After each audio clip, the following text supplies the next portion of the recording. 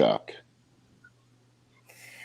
And I'm going to let Poe or discussion, because the two gentlemen here of you have association with what our mission for L.org, slightly from different places, yet coming from a man's point of view. And Caroline and I are here to jump in, support, do all of the things that truthfully important is, especially during Women's History Month, knowing that we have been celebrating women all month long. Yet, we need to also recognize it's the men that oftentimes are helping us to go out there and make a difference. And so I'm going to bring you two up to the top line, and Skip, Poe, I'm going to let you take the reins from here. Well, great. Well, we had a great visit with Coach Chuck last Friday in the closed group, and his background since I think he said 75 coaching. He played sports, lettered in 5 different sports and so forth, but he knew what teamwork was about and coaching. And coaching is a lot more than just running plays, looking at game strategies. He talked a lot about building character.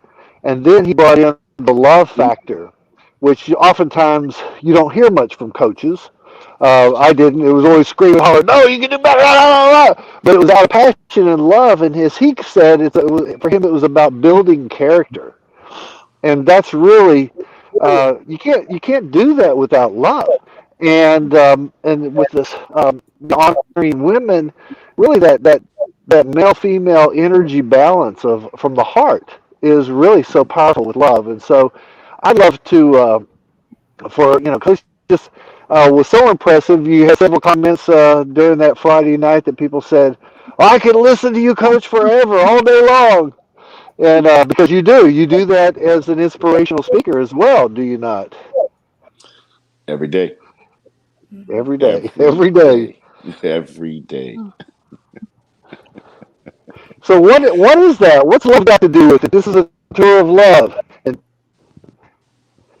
Well, you talked about me lettered in the 5 sports. I had a really negative childhood until I ran away at 16 and got adopted by a widowed Japanese lady with 2 daughters. And so going into my junior year, I was in my adopted home, uh, and I got into sports. And so, sports you have to have decent grades, not the best grades, but you have to have a 2.0 or better in order to participate in extracurricular activities. For me, football, water polo, swimming, track, and wrestling kept me going. Not only did it keep me going, but it kept me before I had ran away. It kept me away from my home, extra, night lesson or practices and stuff. And it was about my coaches. Yeah, you're right. There are some that yell and scream and do what they do, but then there are the other ones, the ones that, yeah, they got to do X's and O's and all that. But a good coach will coach X's and O's. A great coach coaches life. And the certain couple of these coaches knew my background, knew where I came from, the administration. That's why I'm involved in schools now. The administration, the counselors, the principal, the teachers, the coaches, all knew where my background was, and they took me in and showed me affection. And for me, love, I didn't know what love was because growing up, I was in a very abusive, not just myself, but my mother was in a very abusive environment.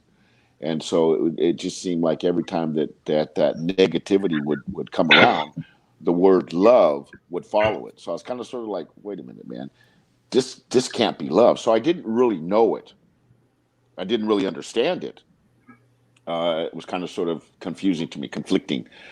But once I got into my adopted family and they started sharing the love with me, they started whittling that defensive mechanisms, because I allowed myself to be so deep in the mind that it was dark and cold, and I didn't come out because I didn't want to get hurt, and I was protected. But mom and my sisters whittled away, and they showed me love. Now, I still didn't understand it in my young days, but as I got older, as I got wiser, as I got into coaching, graduated in 74, started coaching in 1975, I started paying it forward from the love and the support that I got from my coaching, and I've done it ever since. And I think like 72, what I'm almost it's 40 something years. I've been doing this at the youth level, at the middle school level, and at the high school level, uh,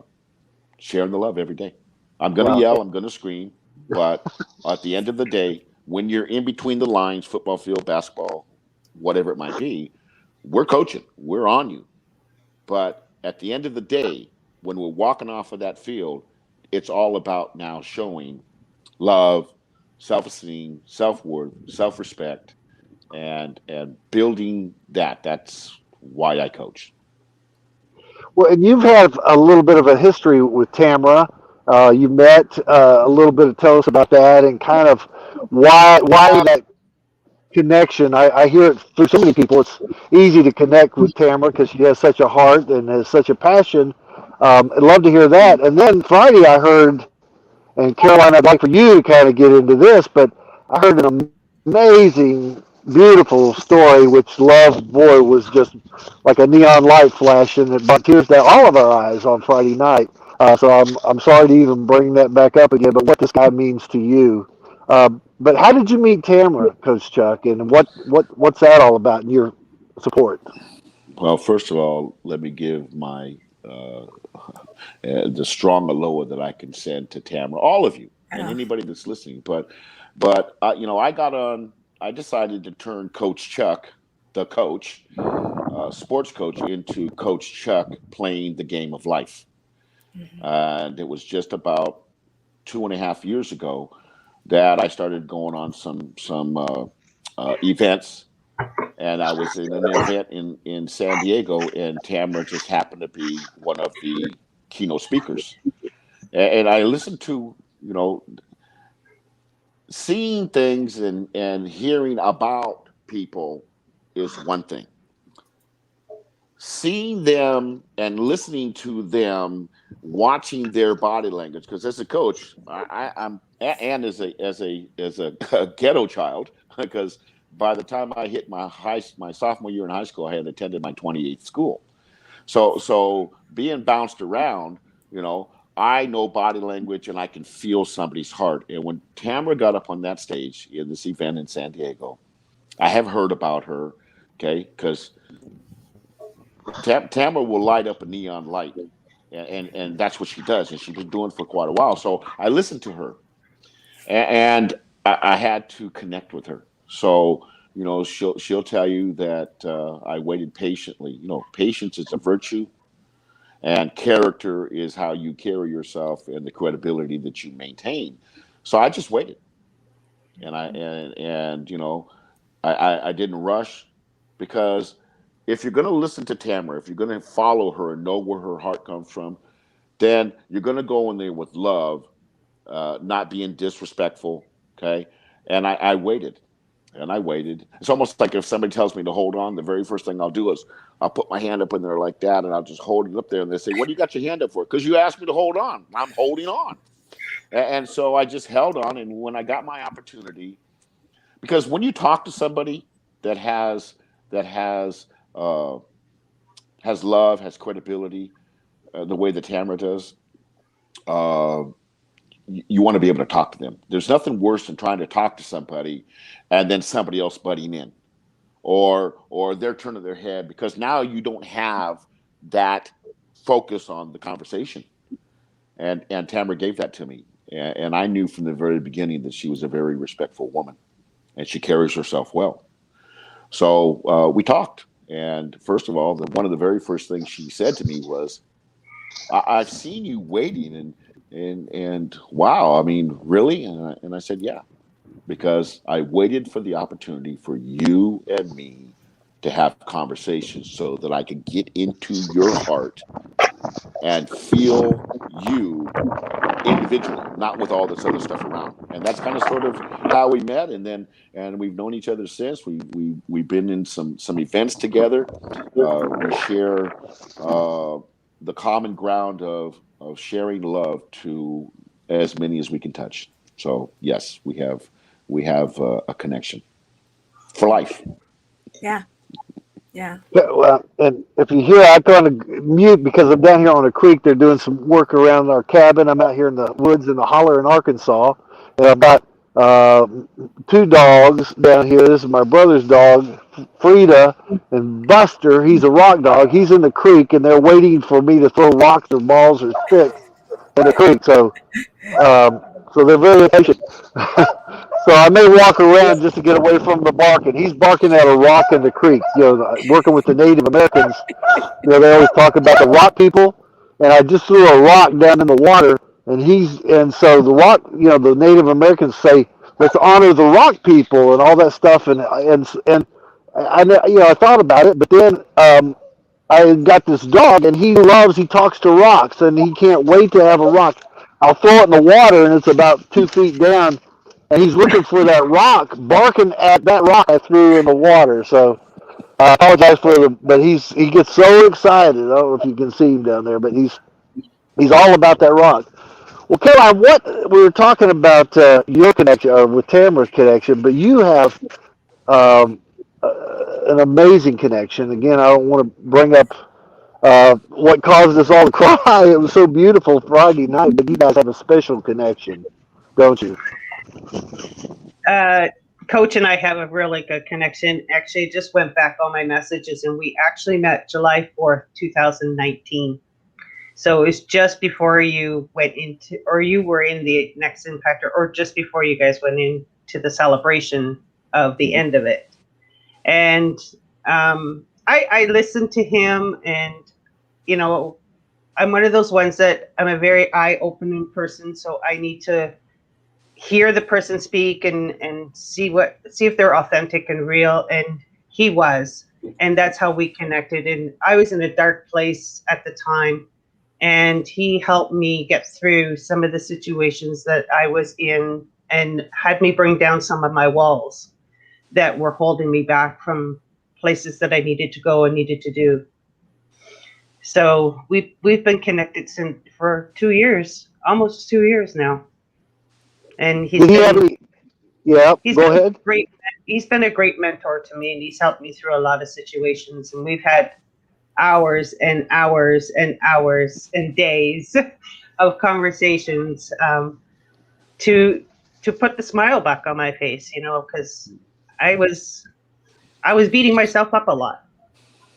But out of love, and love is that at times you almost think of it as that inner flame that is burning, and sometimes, a lot of times, including I'm speaking for myself, you kind of keep it dampened or hidden or protected, or it even kind of goes low where it's barely a little flame because you don't want to get it out there because you're going to be vulnerable or hurt, or there may be things that are too sensitive. And so, with the years of coaching and from Coach's background and his heart, because throughout it all he had a huge heart, and and that frequency of love resonates, and we feel that our hearts connect, our minds, but when we feel it, that vibrational frequency of love, which is at that 500 on this omega scale, which is up there pretty high, and moving into that frequency is sometimes hard. Sometimes when I was told I was a cancer, 10, 11, almost 11 years now, I was down in that fear and guilt and grief and even apathy, like, oh, well. But then I got moved up toward courage. Actually, I moved toward anger and got mad at it, which is actually moving in the right direction, and getting angry for not maybe, using the skills that God has given you to apply, and our abilities that sometimes we suppress, and having the courage and the willingness and moving up that ladder to love and joy and gratitude. Coach, how does that work? Because you've done it with I guess all kinds of sports. You've done it with all ages, and with Caroline, you really it's more than coaching. It's you called it, building or inspiring the character within kind of thing is what I heard. What is that about? Because that's what the world you broke out you broke out into the song. I remember what the world needs now is love, sweet love. That's so true. Talk a little bit about coaching and helping people, and starting with, I guess, that flame within ourselves. How does that work for you? Well, I would not wish my life, my journey on anybody. I would not. But if it was not for my journey, then I wouldn't be in a place that I'm at now with an understanding of darkness and the light. Like I said, I was so deep in the mines where I came from that it was dark. I was embedded in the walls of that mine deep down with no light. It was cold, but I needed it because I would not allow anything in.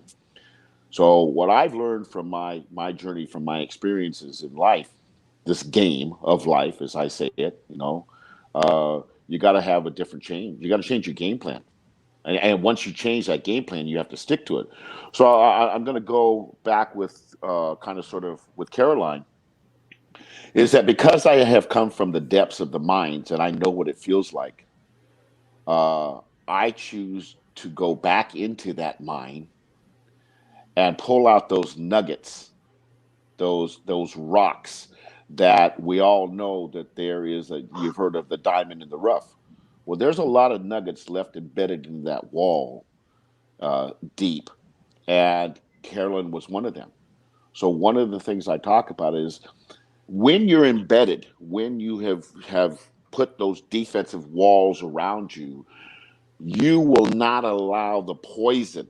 You stay in the darkness. You will not allow the poison to come out of you. And that poison is what keeps you down.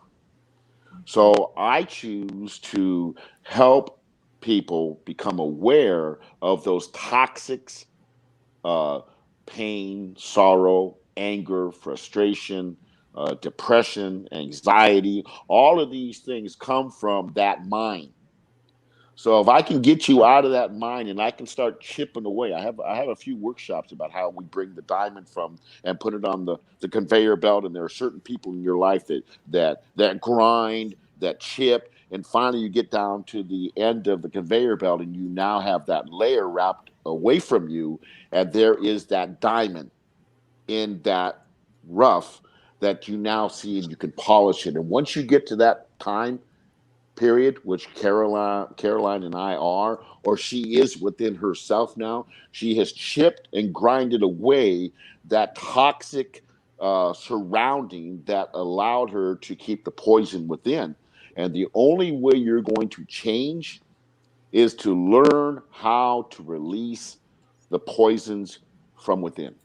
And that's kind of sort of the philosophy that I have. And when you release those poisons, you shine like a diamond.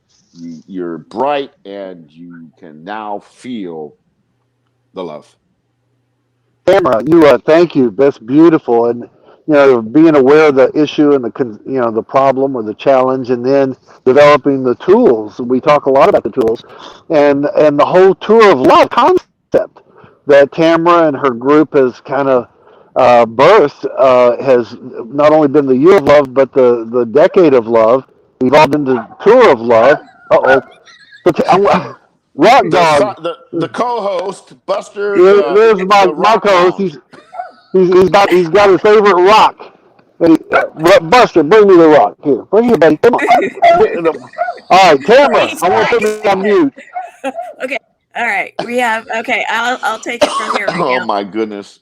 Actually, I did want to bring up now, Coach, the fact that when you came and you spoke with me, and again, yes, I'll never forget it.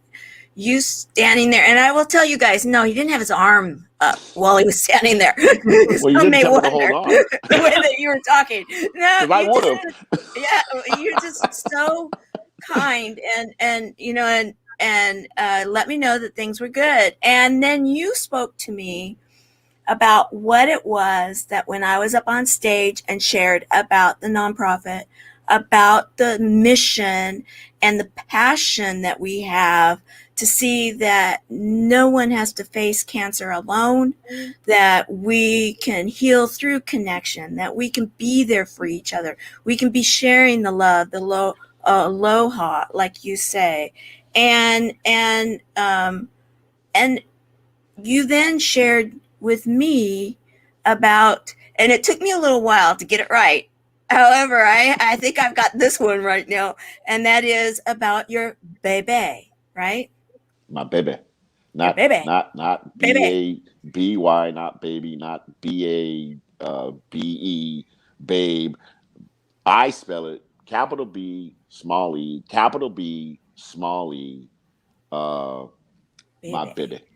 Yes. And, uh, I have to bring this up in the sense that I said this the other night, and I say it anytime I get an opportunity. Understand this. Upon conception, when the polyglot hits the egg, we're given a few things from our Creator. We're given life, we're given a journey, and we're given an hourglass that only the Creator knows how much sand is in that hourglass for the journey that He gave you when He gave you life. Mm-hmm. And some of you may know the story, you may not. So obviously, Tammy opened the door. Mapawana and I were teenage parents at 17. My baby, look at 42 years later. That was actually, we went to our first prom. We never made it when we were in high school, but we did make it 42 years later. That we were teenage parents. She was my first, I was her first, and that's our beautiful daughter that was born June 3rd, 1973. Life took Mapawana and I in different directions. But in 1972, James Taylor came out with one of his number one hits, You've Got a Friend. I love that. Mm-hmm. And so even though I was damaged, I still had a heart. I still would reach out because I wanted it more than somebody really wanted to give it to me because I needed to feel that warmth. Mapawana gave that to me. However, I was damaged. I was damaged. 13 years of the most ugly abuse that you could think of by the hands of my stepdad until I ran away. And it didn't work between us. We split up. And that's why, my program is about generational cycles because I have been involved with a lot of traits or cycles in my life to truly understand, to help coach making change. And so we went our separate ways. I got to see my daughter for a little bit, and then Mapawana ended up going to North Carolina and then back to the island, and we lost contact. Uh, the journey that you're given, nobody knows what that journey is because nobody's promised tomorrow. Nobody's promised another breath. So every day that you wake up, it's a new adventure for you to carry on because the Creator gave you another day. And 1992, Mapawan had gotten a hold of me. She wrote me a letter. How she did it, I have no idea. But I was married. I had my third daughter with my wife. I was making some changes in my life, and she wrote me a letter and said, "Our daughter needs her father." Well, call my name. Okay, I'll be there. You've got a friend. And she is my first love. She is my now love, and she will be my last love. And we started communicating. My wife and my daughter went to Hawaii for our daughter's wedding, and we started connecting. Well, she lost her husband at a young age, and I was in a relationship that I was there for my daughter to make changes in a child's life that I didn't have and I didn't give to my two oldest daughters, but I vowed to make sure that my youngest knew family. And so, but I was in, not the best relationship. We were there to love our daughter, and after 22 years, uh, we separated. And Mapawana came back into my life 33 years later, physically came back into my life 33 years later. And the love that we had, and now that I had a different view, I wasn't that, don't judge people for who they were. Accept them for who they become in the journey that they were given with the sand in their hourglass to carry that journey on. And if you do that, just like I told you the other night, it's not the wow moment. People go, wow, did that really happen? No, it's the now moment, because now it happened and you can relate to it, and it's like, okay. And so we've been together 16 years now. She has given me family. I have seven. We share 17 grandchildren, 5 great grandchildren, and 7 children altogether. We have we actually have a football team almost. Uh, and she gave me love. Mapawana showed me love when we were teenagers. I didn't get it, but as when we returned, Mapawana gave me love, gave me family, and helped me break one of those cycles that my generations prior to me had. And what did I give Mapawana? There's a reason why things happen. They don't just happen. There's a reason why. It's the journey that you're on. And the creator knows that. And as you go through your life, those now moments happen, and you know it's for a reason. Mapawana is needed a soulmate. She needed a partner. So she lost her husband. She mourned for 2 years, and we got together in 2005. Uh, and in 2012, she was diagnosed with a squamous cell, and we beat it. It went away. It came back. We beat it. It came away. It went away. And 3.5 years later, it's come back, and it's affecting her. But she's a warrior. She's a grandma. She's a great grandma. She's an inspiration to the entire family and anybody. Tamara, you've met her, okay? Oh, I love her. I Okay, love her. that's my baby. You know, when we were on the stage at the Next Impactor, and I was in the top 25, uh, people talk about how we were all winners. I was a winner, because when I looked through the stage and I looked way back in the left corner where my baby was, and I saw her looking at me, I actually started tearing up, because if anybody knows the journey that I've been on and the changes that I've made in my life, it's her. And I'm so blessed to have her. I mean, she gives me love, she gives me structure, she keeps me in line, and uh, I give her uh, everything she needs, anything and everything that she needs. I'm there for her. So yeah, we do have something in common. Uh, we have to deal with the monster, as I call it, uh, but we live our life.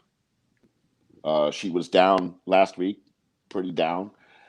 Today, you might have seen I posted. She's actually in Reno. She went to visit one of our daughters with some of our family that came from Vegas, came from Northern California, uh, and she went there to watch one of our granddaughters that got a full ride to UNLV to play volleyball, and they were playing against Nevada Reno, and so they're there right now.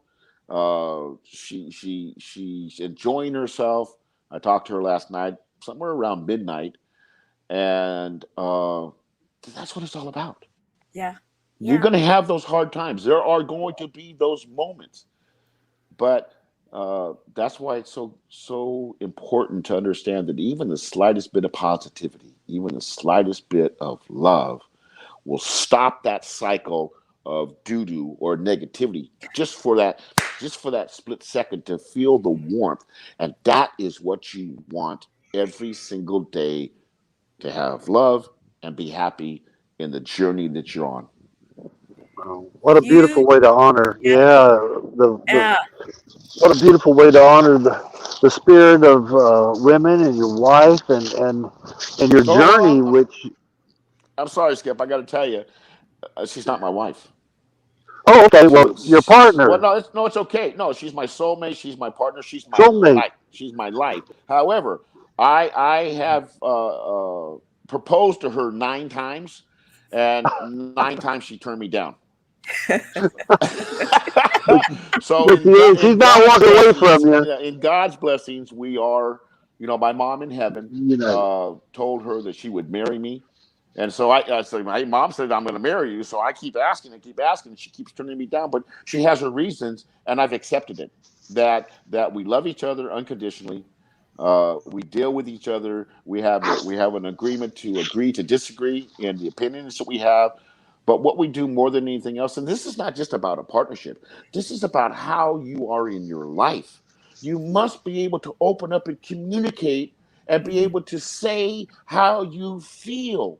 Caroline, you get this, because if you keep that poison locked in, it's not good. So communication within a relationship, whether it's your friend, your family, your soulmate, is so important. And that's what this tour of love and Chemo Buddies for Life is about, is reaching out and communicating and sharing love with as many as we can touch.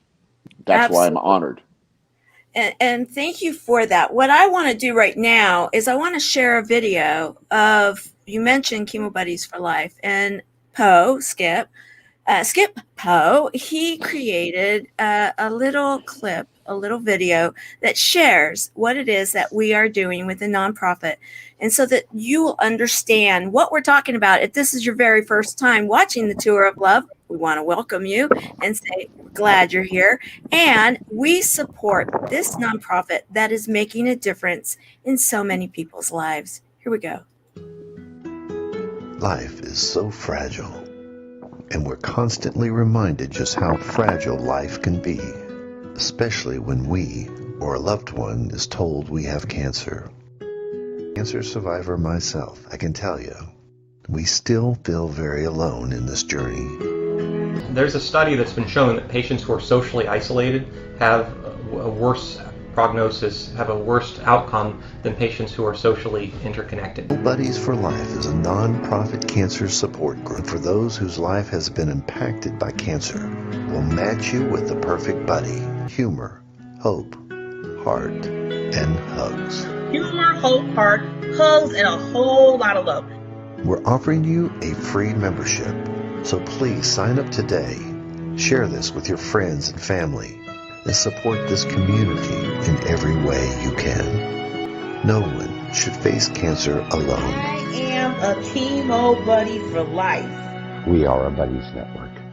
No one does cancer alone. Be a buddy. And we are all here for you as a community of love. We are Chemo Buddies for Life. And if you've heard 3 words, you have cancer, for yourself or someone else, you belong with us at Chemo Buddies for Life.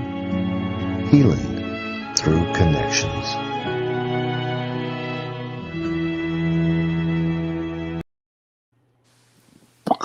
And Lori Whitney is saying she loves your voice, Skip. Oh, thank you. Yeah, you like my voice? Thank you. Yes. So, and I want to acknowledge also the fact that when you were involved in the Next Impactor and ran on the generational cycles and working with that, I want to go a little deeper into that, and then I'm going to hand it back over to Poe and Caroline. However, with understanding this, it goes into another story that you recently shared that you had me bawling. My face was red and blotchy by the time we were done visiting just the other day, because when you were sharing just a few moments ago about the many years that were a struggle, those continued into your adulthood. And then there was some estrangement, that some family members that didn't talk to each other, that there was, those issues. And I'm sure many people are watching this saying, oh, you too, yeah, I can relate to that. I've had this struggle with that person. I've not talked to this family member for so many years or decades. You recently have been working on that in your own life too. You go out there and you talk about it. You ran on it for the Next Impactor, and just recently you had a huge experience in this, right? Yep. So let's go a little background. My father is an angel now at 86.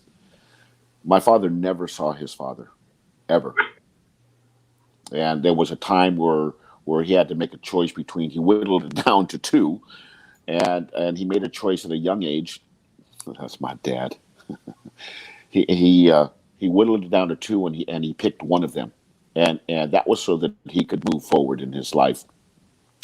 And we did a DNA on him a few years back, and come to find out that he realized that the man that he grabbed onto wasn't that man. And at 84 years old, he was devastated. I had to actually, they took his blood pressure, it was elevated because dysfunctionality, family dysfunctionality has been in my family, in the Prinzen family, for generations. With me, my father wasn't in my life until I was 9. He came in for one day, and then he left and went away until I was 17. With our daughter, obviously, you know the story where we were young parents. Life took us in different directions. She stayed with her mother, and I talked to my daughter when she was 7 on the phone for her birthday when she was in Hawaii, and I didn't talk to her again until she was 19. So I understand in this journey. Now, look, life is a trip. That's why I help people with change their game plan, because life is a game, and when you learn how to play it, you can be successful, and have joy in happiness. Uh, so one of those cycles is Mapawana broke it. We had our granddaughter, our number 2 granddaughter, married 3 years ago, I believe 3 years ago, and we had 5 generations of family at that wedding on the island. And I knew that night that for me, my family, well, part of my family, will never have to go through that again. My grandchildren, my daughter, my great grandchildren, that cycle is broken. However, my past is that I have brothers and sisters from my father and my mother, an older sister, some half brothers and sisters from his second marriage, and then some steps. But we really don't know each other. We were raised bouncing around all over the place. So I have not seen my sister, my blood sister from my mother and my father. She's a year and a half older than me. I had not seen her in 38 years. I had not talked to her in 8 years, where we had made a connection, and I was supposed to go visit her.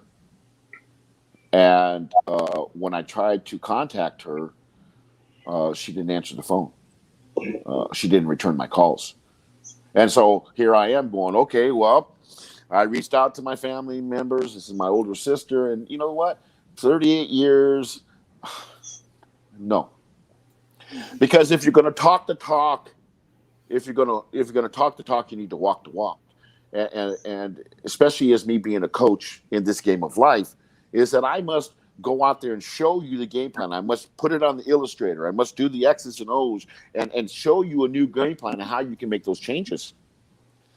And I found out that my sister had passed away. Okay. But the family members that were contacting me did not really associate with my sister. Because of that trait, of that cycle of dysfunctionality, family, for whatever reason, staying away from family. Well, the next day I found out that my sister was indeed here, but she was in Phoenix, Arizona. I made a phone call. And I found out that she also has cancer, been battling it for a while, a long while. And I told the nurse, okay, so let me know what her situation is. Well, the nurse says, okay, well, she's in rehabilitation right now. She's going to be okay. She is not taking treatment. She's going to donate her to science. but she's okay right now. Okay, cool. Let me talk to her. Well, I'll tell you that, I can hook you up, but I'm not sure that she's going to talk to you. So they hooked me up, and I said, hello. She said, hello. I said, this is Chuck. She said, Chuck? And I said, Chucky. Don't let a whole lot of people call me Chucky, because in my life, in my journey, Chucky is my other person, my protector. So I don't let a whole lot of people call me Chucky, but certain members. And she said, my brother? And I said, oh, my beautiful sister? And she immediately started crying and telling me how sorry she was for not contacting me 8 years ago when I was trying to come and see her in Arizona, because she was embarrassed by the environment that she lived in. And I said, sis, you don't have to do that. Listen, you're my big sister. I've loved you since I was a child, even though we bounced around and we didn't really have any length of time together. The last time I saw my sister was November the 9th, 1983, when she had attended my wedding, and then 2 days later I went to the house with the kids, the family members, and so the last time I could have very easily said, 38 years, you really don't want to? No, because it's my job as a coach in this game of life to help those change their game plan. So I said, okay, I'm coming to see you. I flew to Arizona. I picked her up in Phoenix, and we had to go all the way back to Chemo, Arizona, and that was an experience. To where she was getting her help from Access, which is an Arizona medical, like Medicaid and that. And I spent a week with her. But here's the thing: God is good every day. And when you think that you're down, when you think the world and the BS is on your shoulders, okay, the bull is on your shoulder and it's weighing heavily, you can make change. But you have to reach out and touch somebody's hand. Make this place a better place if you can. And so I got a hold of I had put a live out. When I do my lives, it comes from my heart. I'm not the best speaker. I'm a locker room coach, okay? But when I speak from my heart. And it might not be professional speaker etiquette, but it is what it is. It's who I am. And a couple of the family members, her daughters, heard that, and one of them actually took offense to, thought that I was attacking her. In my life, I don't attack anybody. I say it the way it is, but if it touches you, there's a reason why it touches you, okay? Right. And my oldest niece, her firstborn, called me and said, Uncle, are you okay? And I said, well, yeah, I'm here with your mom. And they had friction. And she says, do you need help? I say, you like, come. She drove from Oklahoma City, took her 3 days to come. And she had not seen her mother in a while. When she opened the door to the hotel room and saw her mother in the condition that she was in, she broke.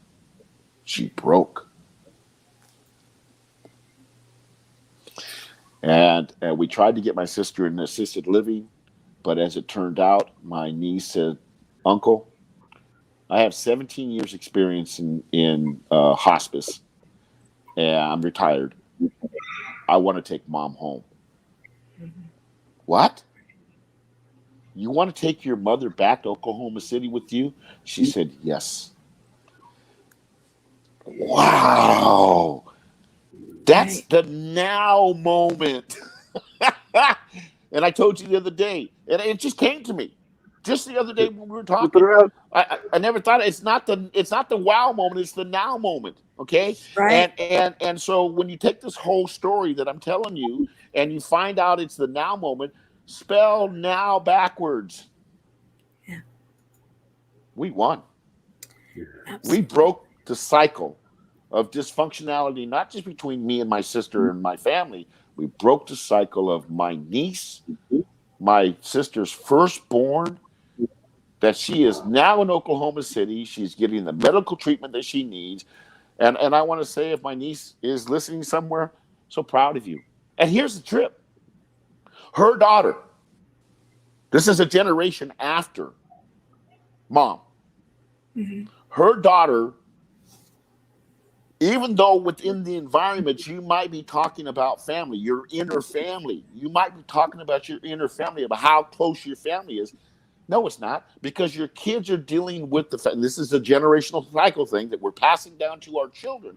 This is the thing where maybe your children are trying to figure out who their grandma is, or their auntie, or their cousins, or their brothers, or their sisters, and you have chosen to confine within this little family and grow from there.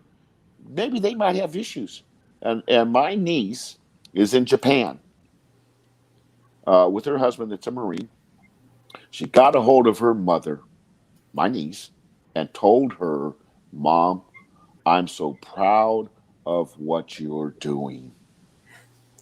That's huge. And I'm going to hand this back to Skip Poe as we start to round this up. However, I want to now say officially, as I remember first meeting you standing there being so patient and then sharing the story of you and Mapwana, your bebe, and then being through everything that we've gone through, the Next Impactor, being on the same team, all the different things, and then you coming back to us just recently and saying, you know what, I am a proud support person.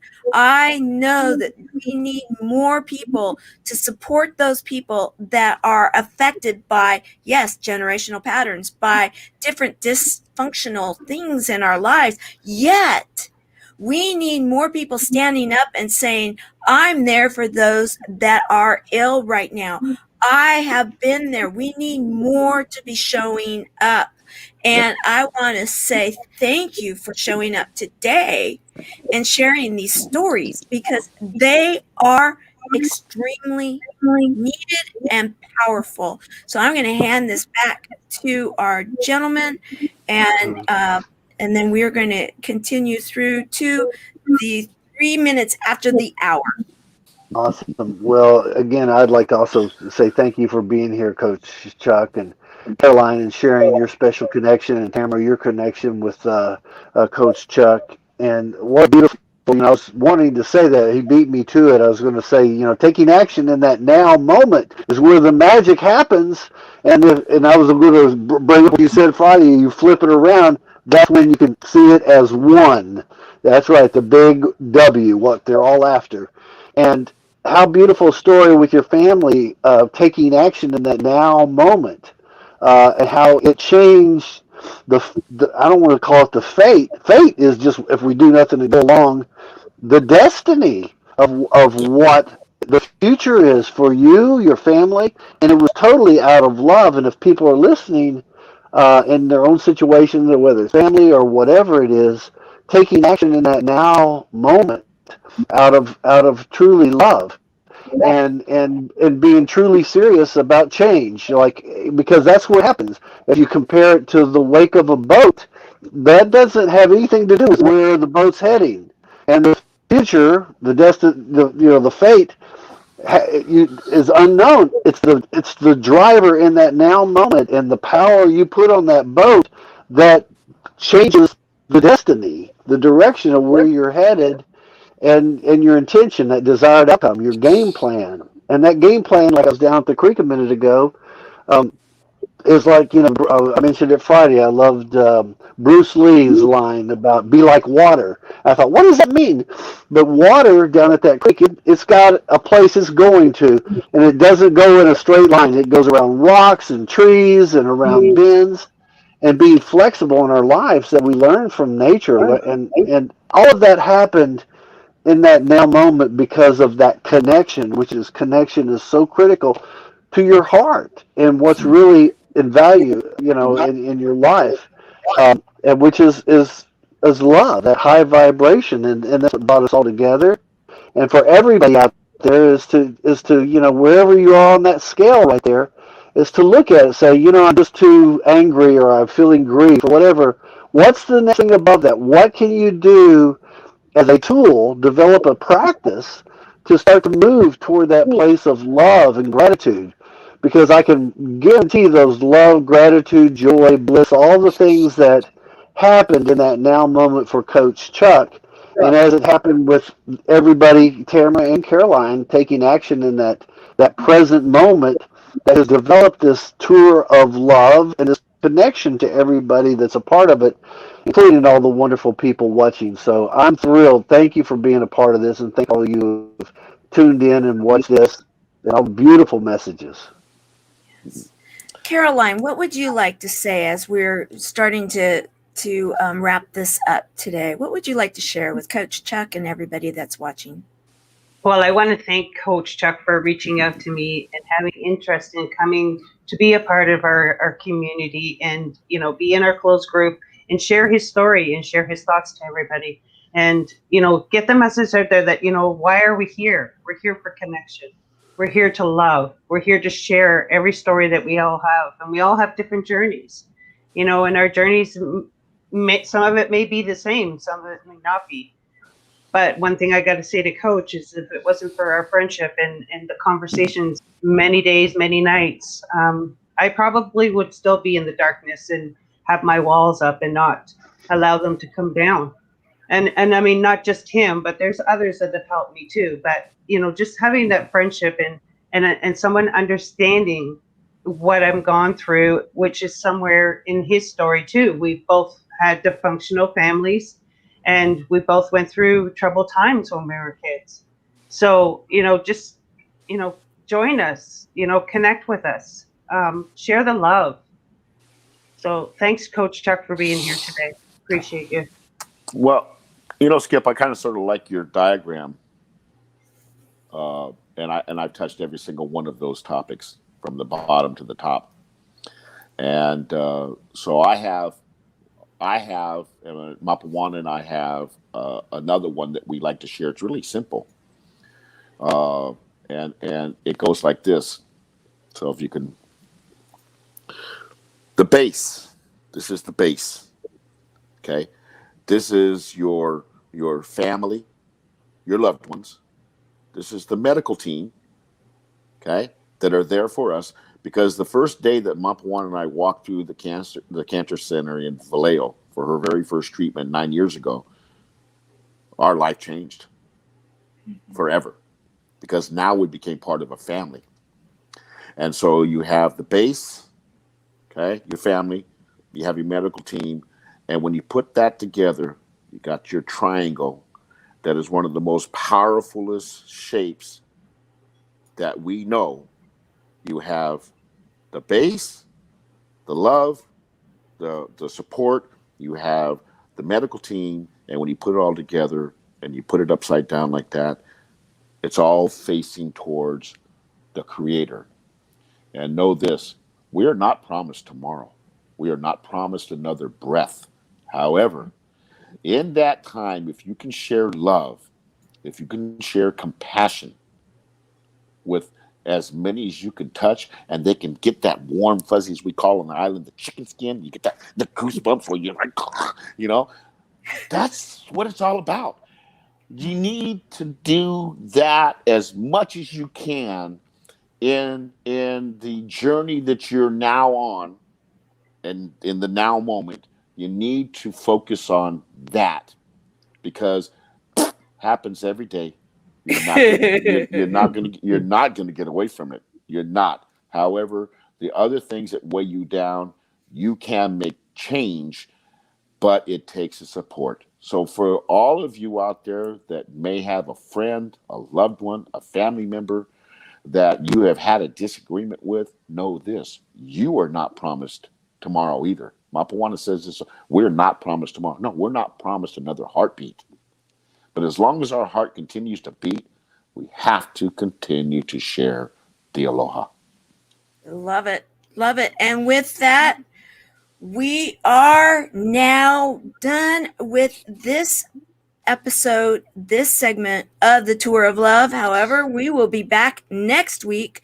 We're on the tour we encourage you to join us because of the fact that we can raise the vibration of this world through this one word, love. So join us on the tour of love. Be here next week. Until then, we will see you. Make it the very best that you can. See you next week.